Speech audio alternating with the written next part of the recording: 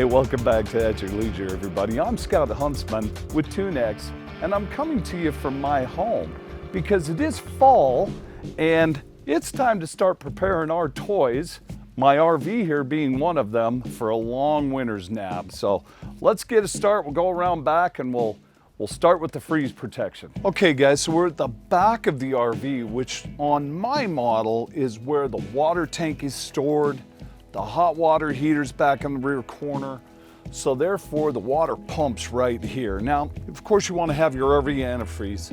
I'm going to have about 3 gallons to run through this. I have a hose here I keep in the trailer that has a fitting, and this will draw the antifreeze in as we run the plumbing. The antifreeze is fairly cheap. It's only about $4 a gallon for this. It's non-toxic, so it could go into your waste system and then be drained, and no harm, no foul. So I've got the water drained out of the main tank now, and I leave the plug out so that it's just nothing to hang up in there and the drain line that comes straight down. I want that dry so nothing can freeze. I'm not going to put antifreeze into the main tank, but what I am going to do is remove the inlet off of the pump, which is the check valve and the strainer.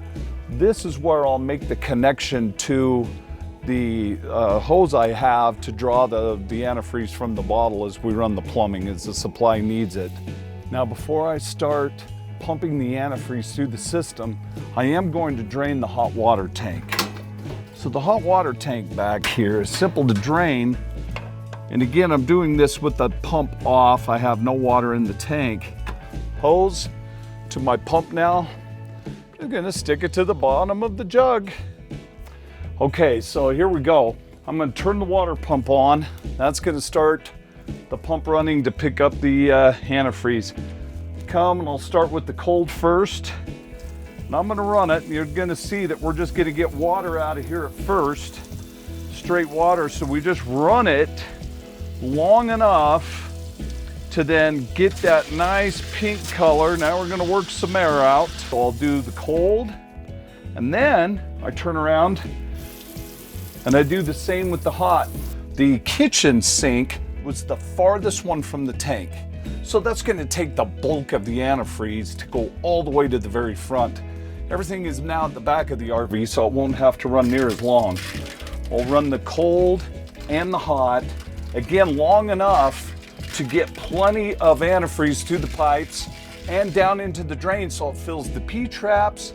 It fills all the drain lines. Any place where there's a corner and a void where it's going to stay, we're going to have antifreeze in there, and we're well protected because of that.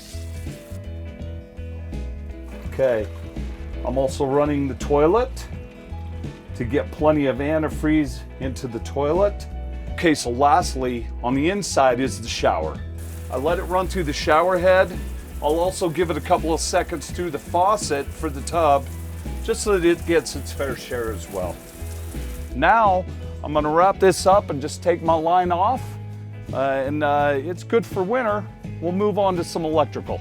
You know, there are probably a half a dozen people and 6 of the others that are going to say you should pull the batteries out and store them in a cool, dry place off the concrete floor, keep a trickle charger on. Me, I leave them in place here in the vehicle, even though they are outside. Keep in mind, a fully charged battery will not freeze. I flip the main fuse so that there is no draw upon them. I will keep a trickle charger on them, but I don't take them out. The only thing I do is make sure I have the lid of the box on and covered up so no water can get inside the battery box. That's a key point. But I also check the electrolyte level first and top it off with distilled water only before we do that process. One other thing, while topping off the battery, I spilled a little bit of water, not accidentally. I do that on purpose. Why? Because I'm going to wipe off the top. I want the top of this battery clean. Here's an insider tip. When you get a little acid buildup on the top of your battery, that can discharge the battery. The electricity will flow between the 2 posts. Having a clean top of the battery, and this applies to your cars and trucks as well, eliminates that possibility of that little bit of draw that takes place. So we want this to just be cleaned off, and with water only. Now we're here at the tires.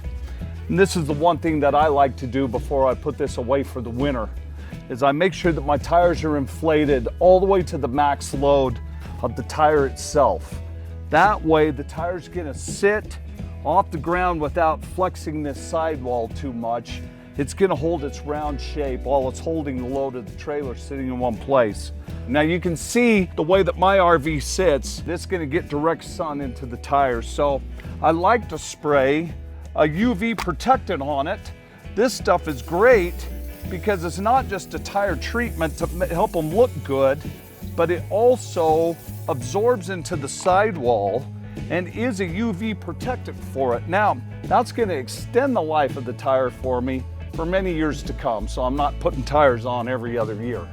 All right, guys, you get the general idea of what it is that I do anyway. Keep in mind, there's a lot of different ways to go about this. I think I'm even gonna invest in a cover to help protect the roof as well. Now, I'm all set for winter. It's not gonna freeze. My batteries are set. My tires will be okay.